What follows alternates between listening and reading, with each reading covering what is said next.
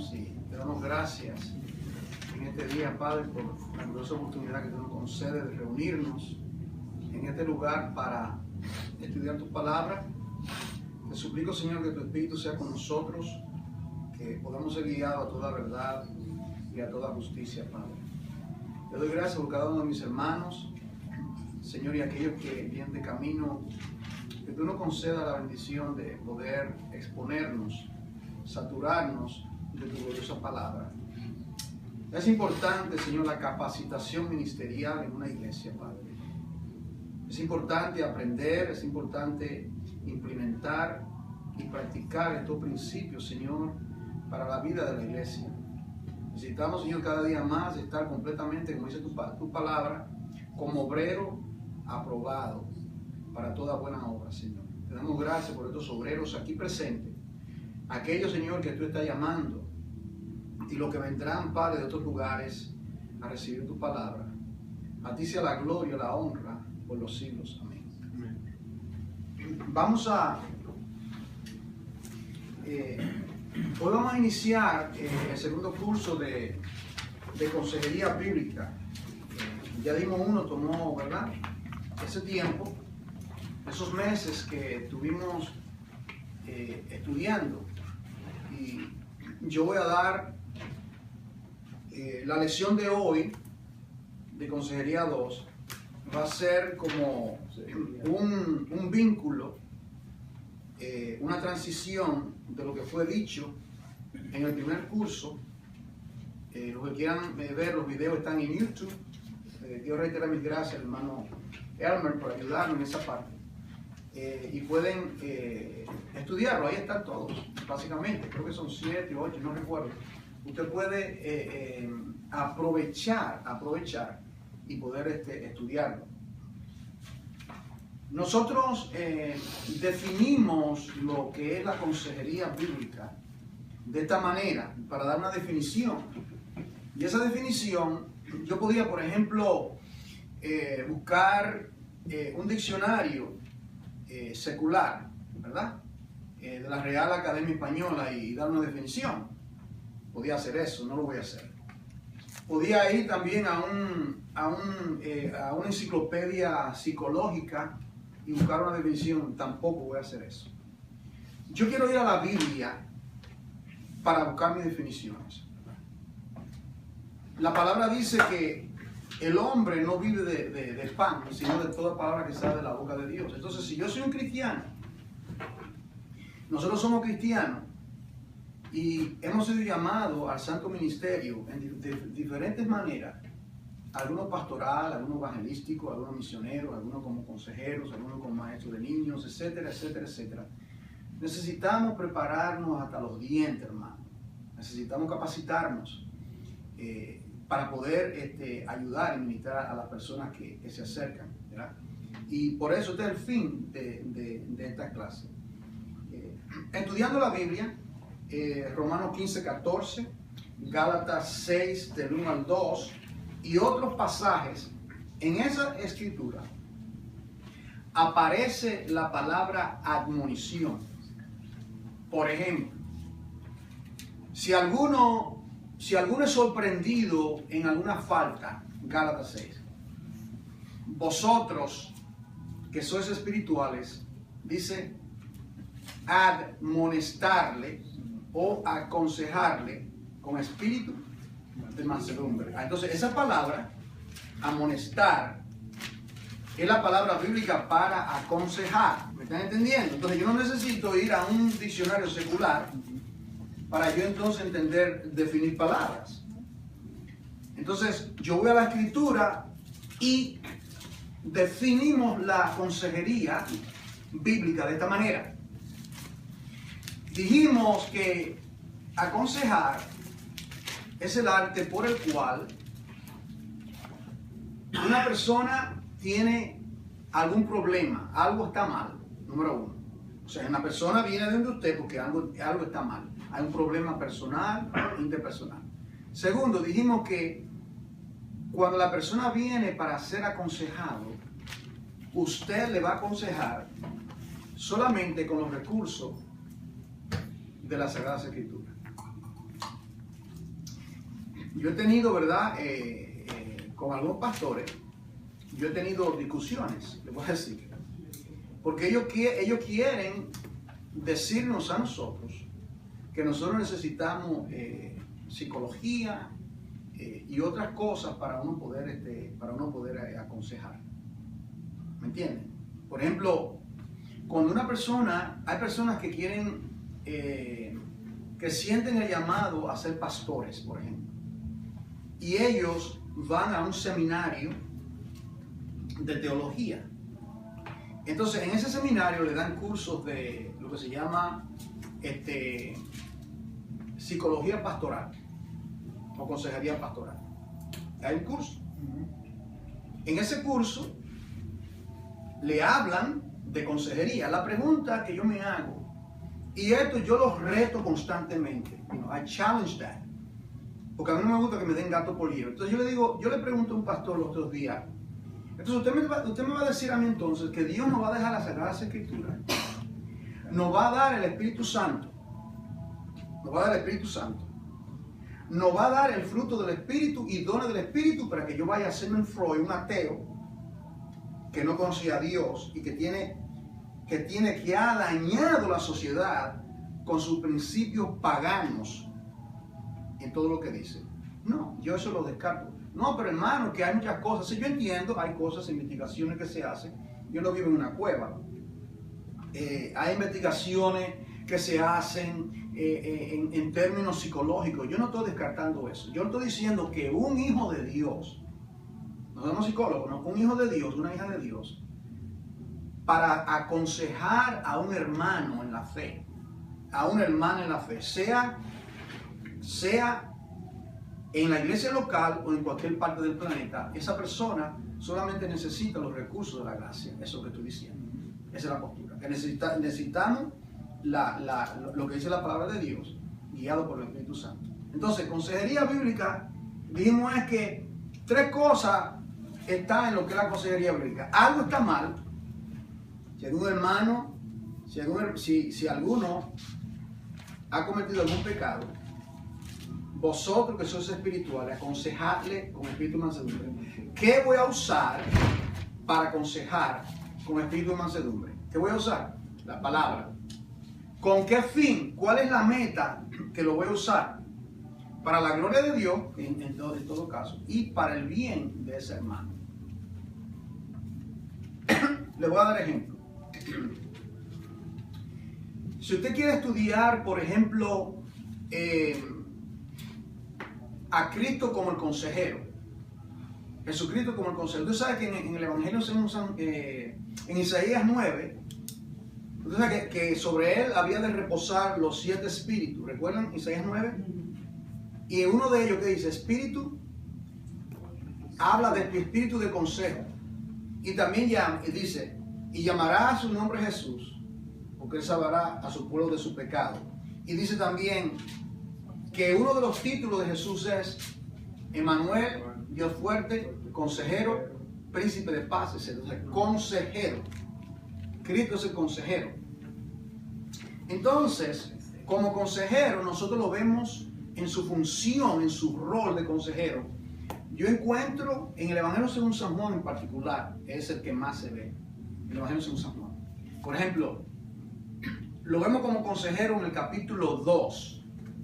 ¿Cuál es el problema? No hay vino. Vinieron con él, vinieron a Jesucristo. Tú eres el Hijo de Dios, la solución, resuelve este problema, le dijo María. ¿Recuerdan? No hay vino.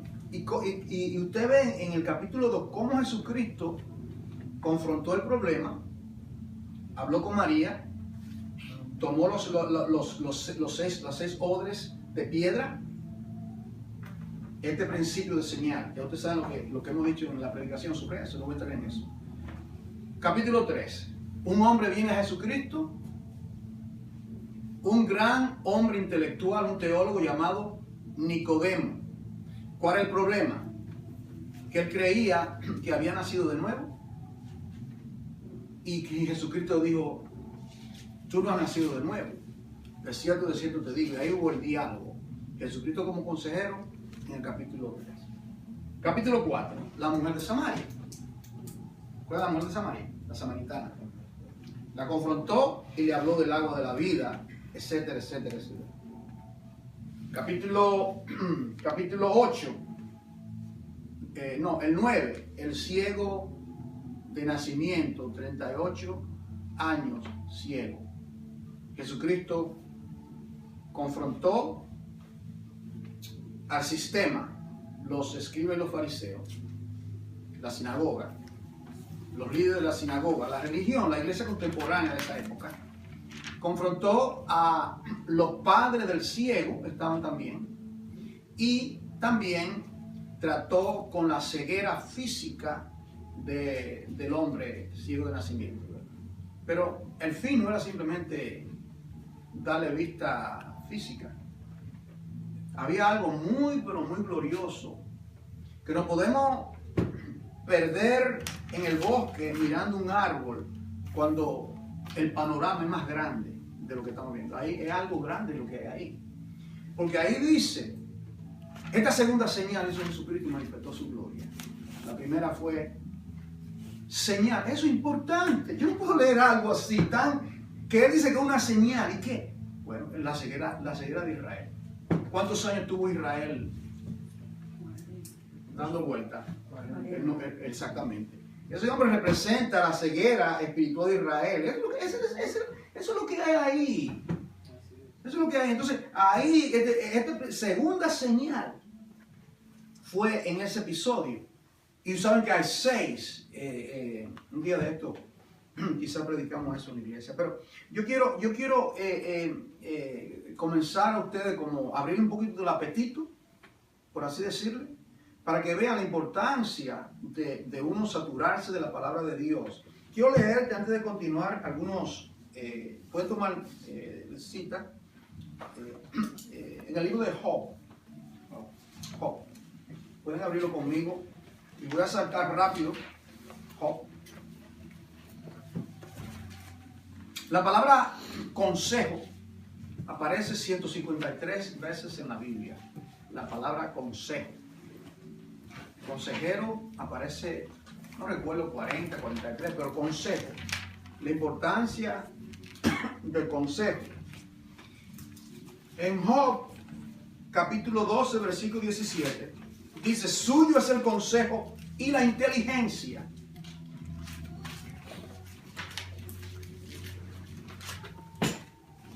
En Job 12, 17. También dice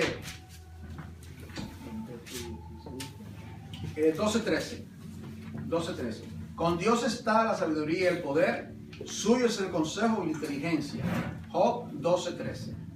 Job 12:17. Él hace andar despojado de consejo a los consejeros y entontece a los jueces. Me gusta ese. En otras palabras, el consejo me pertenece a mí. Yo soy consejero. Lo que está diciendo. Job 12:20. Priva del habla a los que dicen verdad y quita a los ancianos el consejo.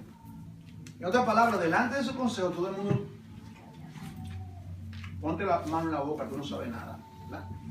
En Job 17:8, sus pasos vigorosos serán acortados y su mismo consejo lo precipitará. Solamente estoy quiero darle estas escrituras, voy a saltar algunas. Job 29:21. Me oían y esperaban y callaban a mi consejo. ¿Por qué ustedes creen que yo traigo a Job a esta introducción de este segundo curso? ¿Por qué? ¿Cuál fue el problema de Job? ¿Qué había hecho Job? ¿Había pecado? ¿Qué dice la escritura sobre Job? Que era un hombre justo, recto. Y ahí está una dinámica extraordinaria de consejería, porque primeramente está el combate entre el bien y el mal. Está el consejo de Dios Y también entran 3 consejeros faltos de conocimiento. Ustedes saben los consejeros que llegaron. Y cada uno de ellos venían y dialogaban. Y finalmente Dios, me gusta. Usted sabe que Dios se le presentó a Moisés en la zarza ardiente. ¿Ok? En la zarza ardiente. A Israel le habló desde el monte con truenos y relámpagos cuando dio los 10 mandamientos. ¿Okay?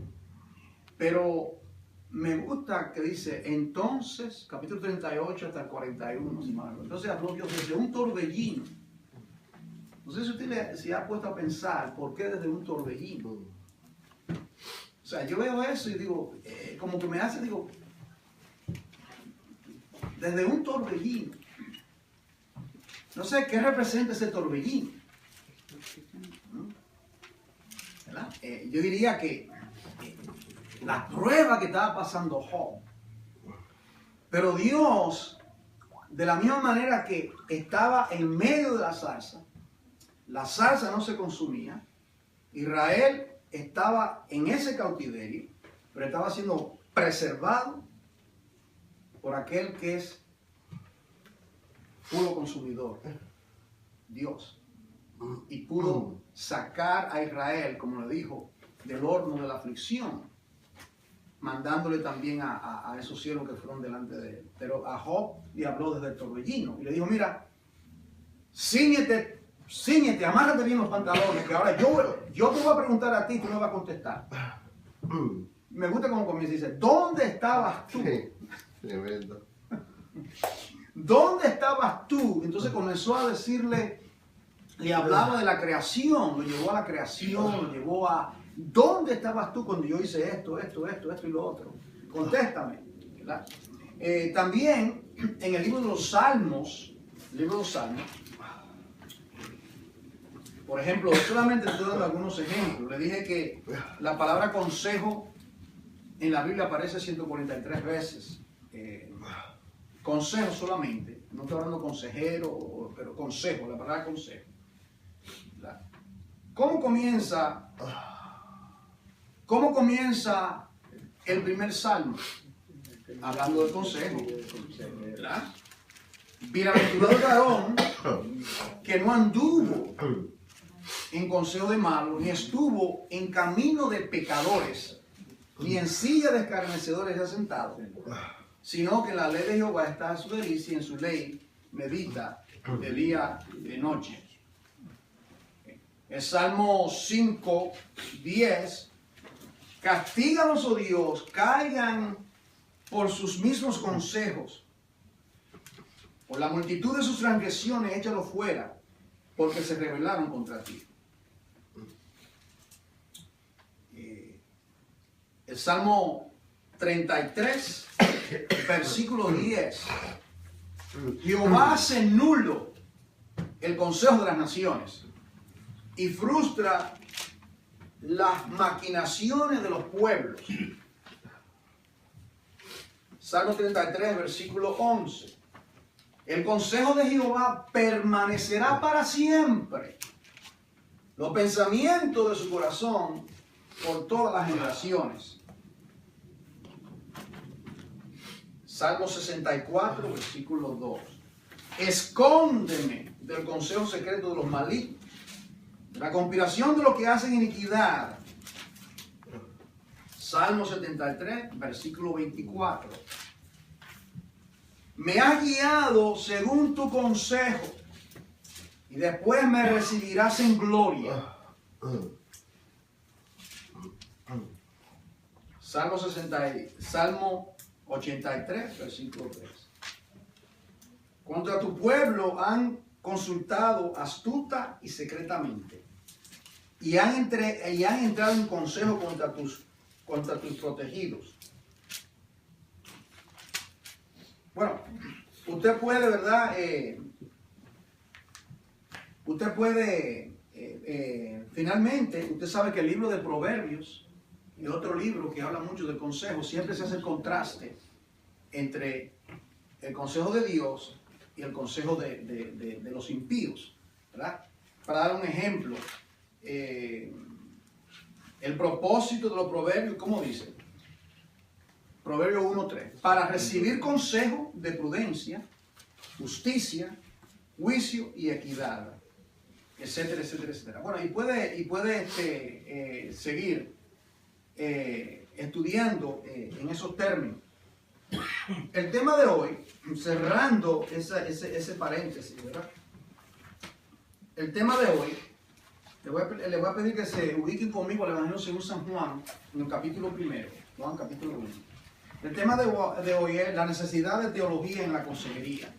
Esa palabra, no deje que estos términos le asusten, porque son términos muy importantes. La necesidad de teología en consejería. Al decir teología, ¿qué estoy hablando? El consejo divino es lo que es la teología. Es como decir la necesidad de la palabra de Dios cuando nosotros le damos el consejo a una persona. La necesidad que sea por la palabra de Dios. Decía Juan capítulo 1.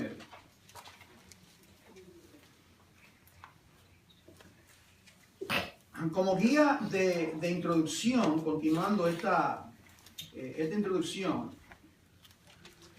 yo quiero señalarle lo que le dije al introducir el primer curso de consejería hace unos meses atrás.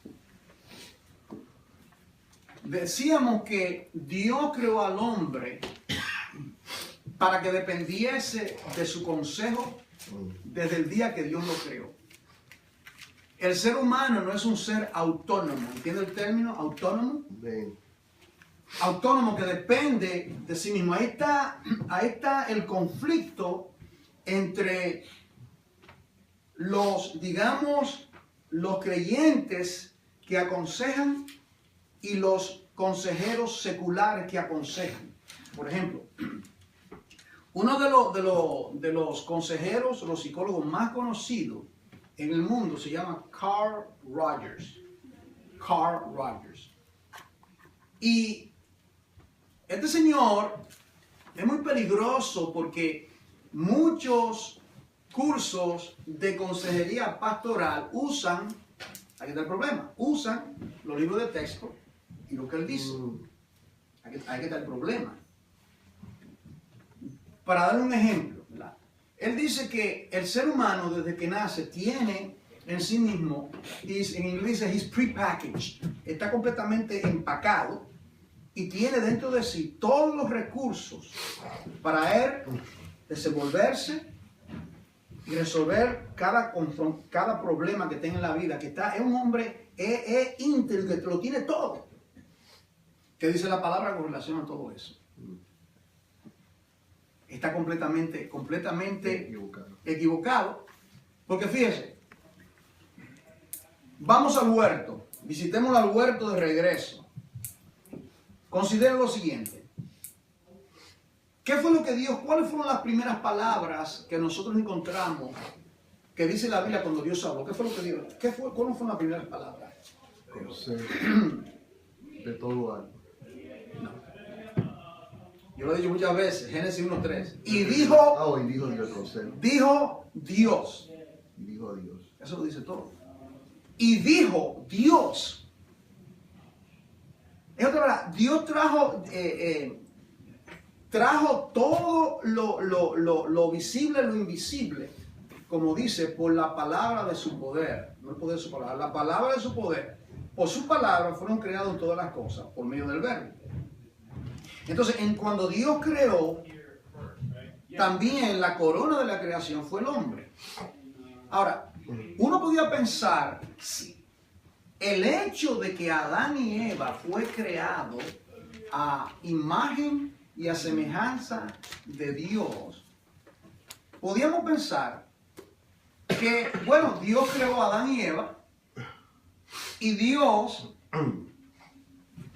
se retira de ellos.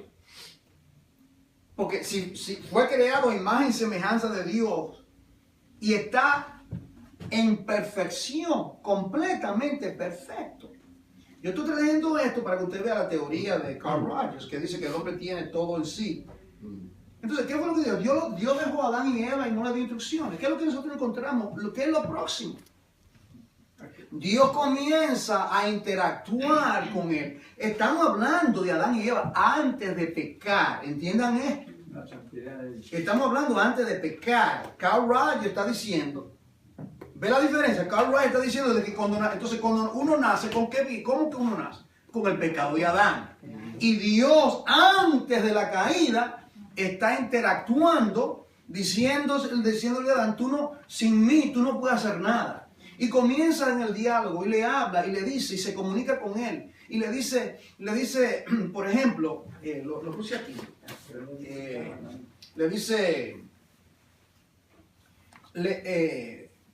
fue por consejo divino que Dios le dice, mira, de todo árbol puedes comer, pero de este no puedes comer.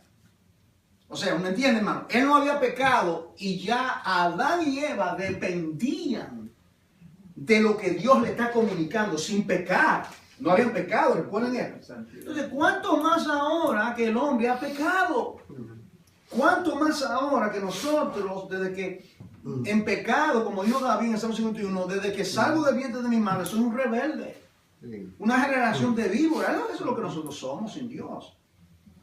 Y aún siendo creyentes redimidos, hermano, necesitamos el consejo divino. Amén. Necesitamos las instrucciones de Dios. Necesitamos la palabra de Dios. Entonces, ahí que está la falacia. ¿Cómo le digo? Que hay que contrarrestar constantemente estas nociones. Yo fui a un seminario y me dieron psicología. Yo le dije a usted, ¿verdad? Aquí. ¿Y qué hizo el profesor? Leyó un versículo bíblico. Mas Jehová, Dios os santifique cuerpo. Yo digo, cuando yo lo vi que cuando yo vi al profesor, yo acababa de terminar de instituto bíblico, yo vi al profesor, digo, wow, yo quiero, esto está bueno, yo lo veo con la Biblia, yes, yo decía, eso es lo que hizo después que le hizo el versículo. Cogió la Biblia, hermano, y la metió en su portafolio así, hizo así, cogió, como quien dice, yo no te necesito. ¿Y qué fue lo próximo que hizo? Que sacó, hermano, más de 20 años, cogió un diagrama y lo puso en la pared de la teoría de Sigmund Freud. El ego y el superego. No vamos a entrar en esos detalles, usted puede... Yo sé lo que significa todo eso. Lo que está pasando en el hombre. Y ahí nos dio serpiente en vez de peces. El pecado.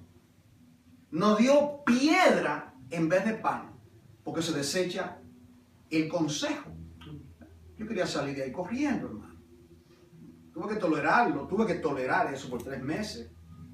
Entonces, estas son las cosas que nosotros como cristianos no podemos simplemente estar con la boca, oh, sí, todo está bien. No, las cosas no están bien. Y cuando viene una persona a la iglesia, ¿verdad? Vienen personas de afuera, vienen a la congregación, vienen donde usted, vienen donde mí, vienen a lo que estamos, por la gracia de Dios, en el equipo de la congregación, sea aquí, en cualquier parte del mundo que Dios nos lleve. ¿Qué le vamos a hablar? Vamos entonces nosotros a ir al consejo de esta persona, o a recomendársele que vayan a esos lugares. Definitivamente que no. Entonces, el ser humano no es autónomo, el ser humano depende del consejo. Él dijo Dios. Y usted encuentra en ese diálogo, bueno, Juan 1:1 lo dice. ¿Qué dice? Amén. Que en el principio, ¿qué era? La palabra. Amén. Me gusta en inglés. In the beginning was the word, ¿verdad? Aleluya. The word. Ya existía la palabra, es el consejo. Cristo es el consejo de Dios. Amén. En el principio, ahí, antes de la caída, dependía del consejo divino. ¿Y qué es lo que Dios le está diciendo? Mira ahí, simultáneamente, usted ve las dos maneras de nutrirse.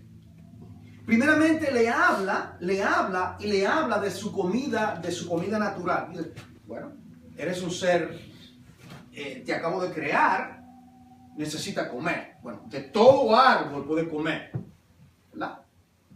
Pero le dice, más de este no puede comer. No sé si usted ve los dos alimentos. Está el alimento físico para que te sostenga, pero por encima de eso están mis instrucciones, mi mandato, de tal manera, de la misma manera, que si no comes físicamente, si nosotros no comemos físicamente, nos vamos a morir. El día que comiese, ciertamente morirá. Ahí estaba el consejo. ¿Qué estamos diciendo? Deuteronomio 8:3. Te hice pasar hambre. Te hice tener sed. Para que sepa, oh Israel, que no solo de pan vivirá el hombre, sino de toda palabra que sale de la boca de Jehová. Amén. Es el alimento. Ese es el alimento, ese es el sostén. Y lo que tiene que ver con la consejería, la necesidad de teología en la consejería. ¿Me está entendiendo ahora? Es que tiene que estar saturado todo de lo que es el fundamento bíblico, cristocéntrico y toda la rama de la teología. Yo hablo un poco de eso en estas primeras secciones. Toda la rama de la teología sistemática. Pero yo le digo, me estaba preguntando un joven que me dijo que quiere ser pastor. Él está en México. Entonces me estaba preguntando que le recomendase algún tipo de alguna institución académica para él prepararse, porque él quiere, esa es su aspiración. Creo que tiene 22 años de ahí. Gloria a Dios, ¿verdad? Que quiere, ya tiene esa vocación. Y yo le dije, yo te felicito por ese deseo. Y lo es bíblico, si alguno anhela obispado, lo dice, ¿verdad? Soltero, casado, buena obra, entonces luego habla, ¿verdad? Puede ser soltero y luego se casa. Y yo le dije, yo no puedo recomendar en realidad, porque yo no conozco a México absolutamente nada.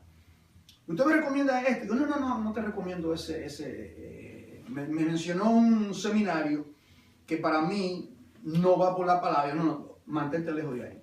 ¿Qué usted me recomienda? Me dijo, bueno, concéntrate en teología sistemática.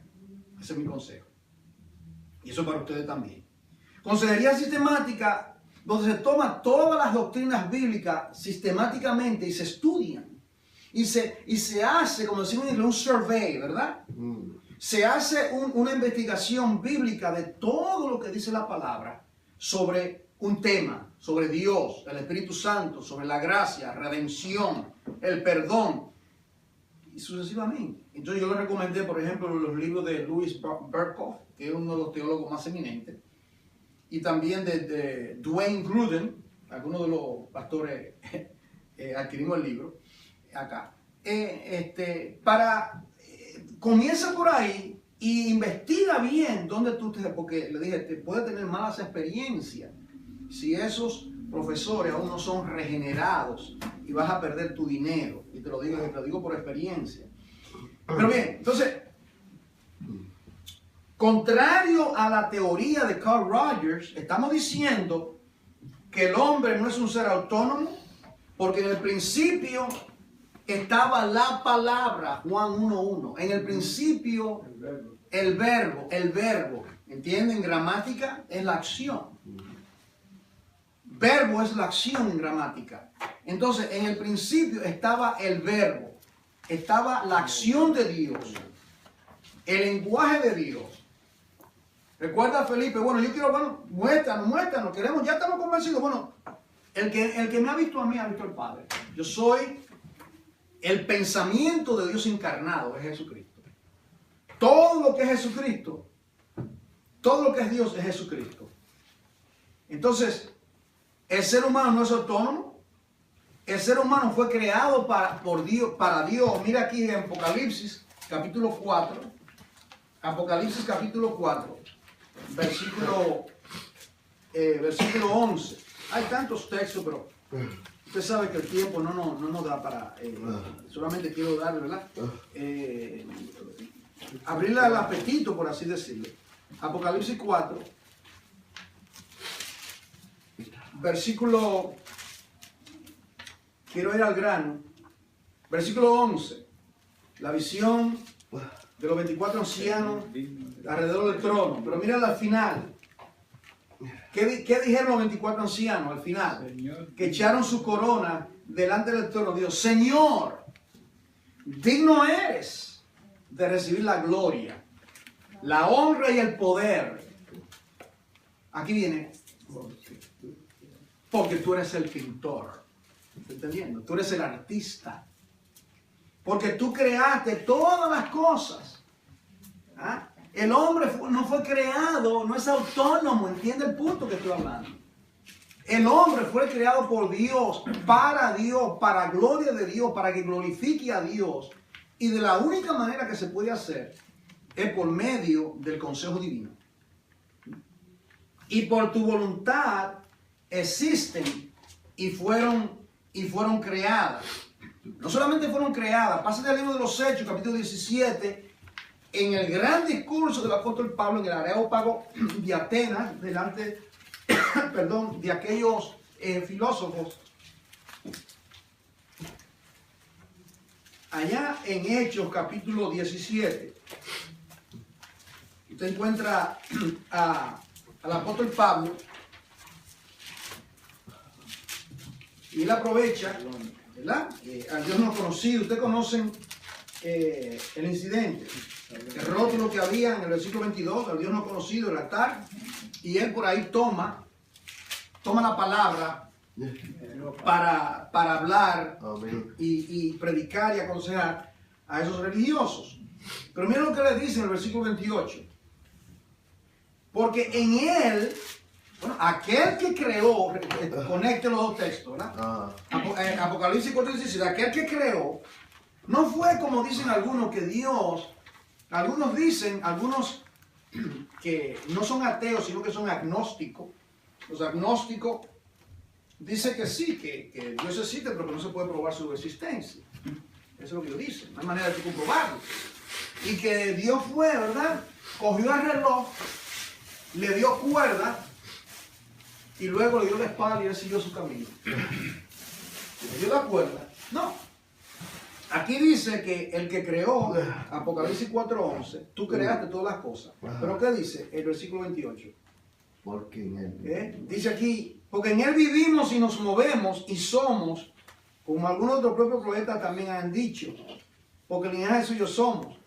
En otras palabras, Dios no solamente, si dice que somos, que nos movemos, significa que Él sustenta. Él no solamente es el creador, Él es el sustentador de lo creado. Aleluya. ¿Por qué el sol tiene tantos miles y miles y miles de años? El centro, ¿verdad? Y todos los planetas giran alrededor del sol. ¿Por qué el sol? ¿Por qué es que la Tierra está ubicada exactamente miles y miles y miles y miles de millas del sol? De tal manera que los científicos nos dicen que si estuviese un poquito más cerca del sol, no había posibilidad de que los seres humanos viviesen. Y si estuviese un poquito retirada, estuviésemos como el Polo Norte. ¿De dónde vino todo esto? Hay una mente. Amén. Hay una mente. Dice el necio en su corazón, no hay un Dios. Y cuando ellos piensan que ya han logrado alcanzar, ¿verdad? Que anteriormente eso da risa, a uno le da risa a eso, porque recuerda que no es el telescopio. Ellos decían que sabían cuántas estrellas había, existían. Porque lo que ellos podían ver, y comenzaban, ¿qué necesidad? Nosotros decimos esto ahora, pero nosotros hubiésemos estado con ellos también contándola, porque no había telescopio, no había manera de saber, como ahora, ¿verdad? El gran observatorio de Puerto Rico, ¿verdad? Que yo mencioné, en Arecibo. Extraordinario. Y cada vez se quedan anonadados, que descubren más y más. Y uno dice, pero ¿por qué? ¿Qué movió a Dios, verdad, a hacer tantas galaxias? Él quiso. ¿Verdad? Es infinito. Él quiso. ¿Verdad? un pintor, en este caso, ¿verdad? Tenemos aquí a uno que nosotros conocemos, Michael, ¿verdad? Una creación, le da una idea para pintar, y uno mira lo que él hace, y uno se queda maravillado, y uno dice, wow, ¿cómo puede ser? Y uno ve, ¿verdad? Un display de flores, y eso es un hombre, una mente, puede tomar algo que ve y trasladarlo a un lienzo, a una obra, y no se queda anonadado. Diga usted Dios, hermano. Piensa usted en Dios, hermano. La infinitud de su poder, de la grandeza de lo que Él ha hecho, ¿verdad? Para gloria de su nombre. Entonces, estoy ahora en el punto número 1, todo introductorio de todo lo que voy a decir en la próxima lección. La necesidad del consejo antes de la caída, eso es lo que estaba hablando, no solo del pan vivirá el hombre, sino de todo su consejo. Ahora, Adán podía, él en el huerto caminando, él se quedaba maravillado por todo lo que estaba a su alrededor, ¿verdad? La puesta del sol, la luna, las estrellas, el aire que acariciaba su piel, el pinar de las aves, las flores, la fruta, y después la cosa más gloriosa que Adán no sabía que existía, esa bella mujer que de repente se aparece, ¿verdad? Versión mía, ¡wow! Esa sería la reacción de Adán. Está acostumbrado a ver plantas y animales, y Dios en su amor y su misericordia de repente aparece, ¿verdad? La mujer más bella que ha existido y existirá tuvo que ser Eva. No puede haber una de Miss América, de todo lo que dicen hoy. Esa, yo diría, son cenicientas al lado de Eva. ¿Me está entendiendo? Hablando de ese sentido. Y no solo la imagen que no había sido marcada por el pecado, hermano. Acabada, sacada del horno. El gran misterio, Pablo. Algún día entenderé, vamos a entender a cabalidad por qué fue todo lo que Dios dio, el gran misterio. Si era que Dios ya tenía en su mente la iglesia, Él la vio, y la manera que lo ilustró fue creando los seres humanos. Amén. Eso es lo que es el misterio que habla Pablo. Amén. Gloriosa. Eso es. Amén. ¿Entiendes? No fue como un afterthought, ¿entiendes? El hombre pecó, déjame, ¿qué voy a hacer? No, nada de eso. Desde antes de la fundación del mundo. Ya Dios veía a su hija, a Adán, a Cristo, la cabeza, y a la mujer. La manera que lo hizo fue creando al ser humano. Esa fue la forma. Amén. Y yo digo, hubiese sido así aun si el hombre no hubiese pecado. Esa es mi postura. Amén. Así que no me cites, eso es lo que yo creo. Hubiese sido así si el hombre no hubiese pecado. Él tenía ese plan. Surgió la emergencia, el declive, y ya Dios tenía su cordero. El hombre pecando, y Dios con su cordero en la mano. Aleluya. Profundidad de la riqueza y de la sabiduría y de la ciencia de Dios. Entonces, no solo de pan vivirá el hombre, sino que el hombre necesitaba su consejo. Pero hay un problema. ¿De qué manera ese consejo iba a ser permanente? Porque está lo que se llama la revelación general. ¿Usted entiende en teología ese término? La revelación general es que todo ser humano tiene la revelación general. Un hombre en la cueva, un indígena en la cueva, él mira a su alrededor. ¿De dónde vino todo esto? Ese sol, ¿me está entendiendo? El sol, la luna, la estrella. Una persona en Europa, una persona en América ve lo mismo. Esa es la revelación general, pero eso no dice nada de quién fue que hizo esas cosas. Y por eso entonces viene la revelación, que viene siendo su consejo, y es por las escrituras. ¿Me está entendiendo? La revelación general dice: los cielos cuentan la gloria de Dios y el firmamento anuncia las obras de tus manos. Pero el hombre necesitaba una revelación permanente, el cual nos dio el hombre necesitaba la revelación de la palabra, y por eso Dios nos dio su palabra. Finalmente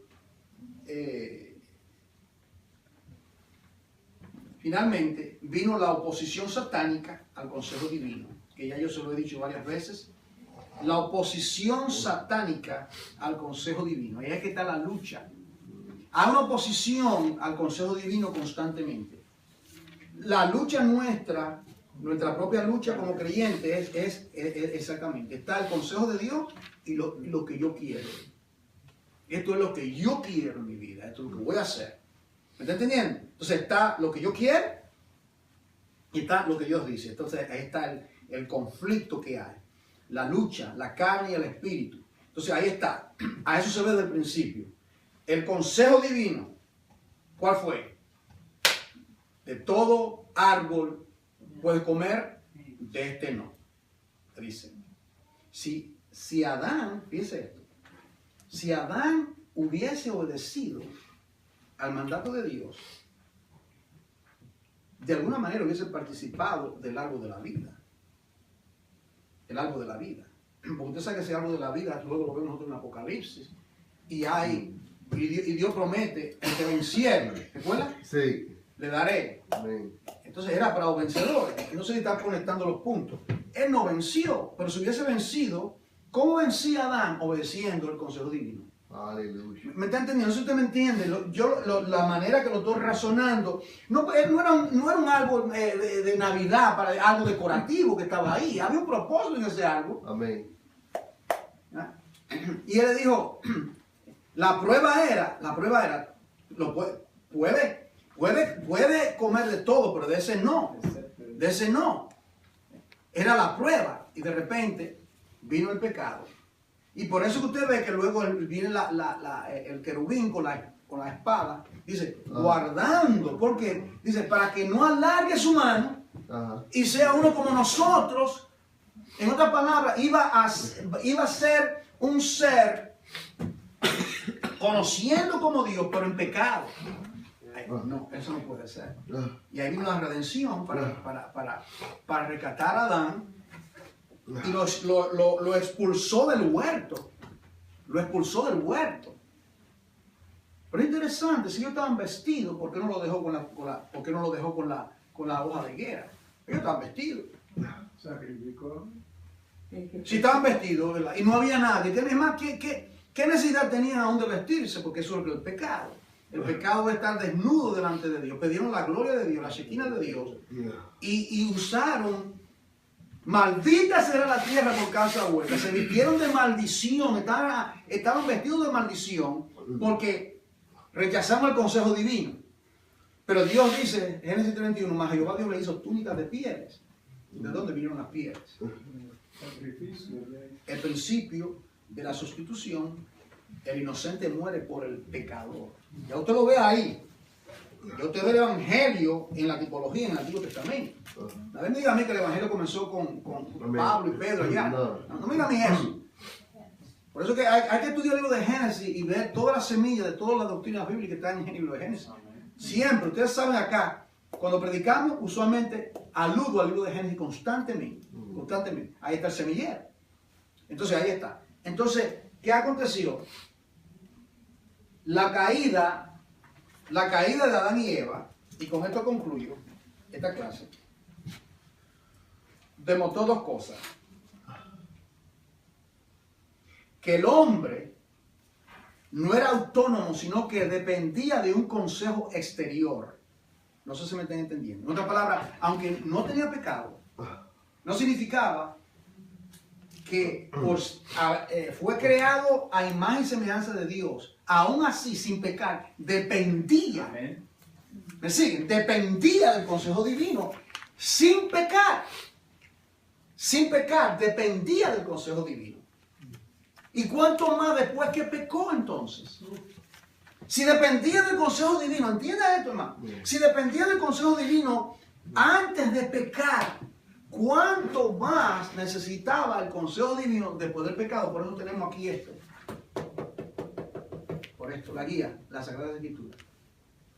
Pero Adán y Eva no sabían que había otro consejo. Ellos desconocían que estaba el consejo del malo. Ellos desconocían eso. Entonces, ¿qué aconteció? Ellos desconocían que había otro consejo. Entonces, la oposición satánica, Satán se opone al consejo divino constantemente. Y ahí está, el consejo del diablo permea, satura la sociedad, satura incluyendo los púlpitos con pseudo y falsos evangelios.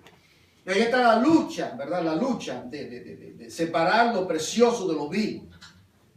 Cuando alguien viene a uno para consejería y uno oye lo que le está hablando, usted lo ve, algo está mal, algo está haciendo él mal o algo está haciendo ella mal en su proceder, en su conducta. Hay un problema, hay un conflicto, algo está pasando. Y si usted analiza ese caso, sea lo que sea, usted va a encontrar que tiene que ver con que se está yendo al consejo del malo. Puede ser por ignorancia, puede ser por rebelión, puede ser diferentes factores, pero el punto es que se va por otro. Por eso es, yo se lo dije a ustedes, se lo he dicho varias veces, que en Génesis capítulo 2, el libro de Génesis va a la par al primer libro de los Salmos. ¿Recuerden lo que le he dicho eso? El libro de los Salmos tiene 5 libros, recuerden. Y esos 5 libros van con el Pentateuco. Cuando usted está estudiando, predicando, tenga eso siempre muy presente. Entonces, del Salmo 1 al 40, es el primer libro de los Salmos. Eso corresponde al libro de Génesis. El Salmo 41 al 72, el libro de Éxodo. Y usted lo puede comprobar, lo he hecho, lo he examinado, que lo que habla es increíble. Yo me quedo anonadado que cómo el Espíritu Santo guió a esos salmos para que correspondiese exactamente y encajase con el libro de Génesis, con el libro de Éxodo, con el libro de Levítico. ¿De qué habla Levítico? De las ofrendas. Lea el tercer libro a ver de qué habla. Y fueron escritos por diferentes escritores en diferentes épocas. ¿Entiendes? El Espíritu Santo obrando. El Espíritu Santo obrando, encajando cada cosa en su lugar. Entonces, los dos consejos estaban en el principio, el consejo del bueno y el consejo del malo. El consejo del bueno, Dios hablando. ¿Quién necesitaba consejería? Adán y Eva. ¿Qué existía? Y ellos no sabían. Dios lo sabía, ellos no sabían. El lucero, el querubín protector que había caído, Ezequiel 28 y Isaías 14. Y ahí se presentó en forma de una serpiente y vino el consejo del malo, que usted ve en el Salmo 1. Árbol plantado, el consejo del bueno y el consejo del malo, lo mismo. Ahí está. En el Salmo 1 está el consejo divino, el consejo del malo y el consejo del diablo. Y uno que necesita ese consejo. ¿Y qué dice? Será como árbol plantado. Mira, Adán, si oye mi consejo, será como árbol plantado junto a corrientes de agua. Pero, desgraciadamente, pecó. Dios sea glorificado.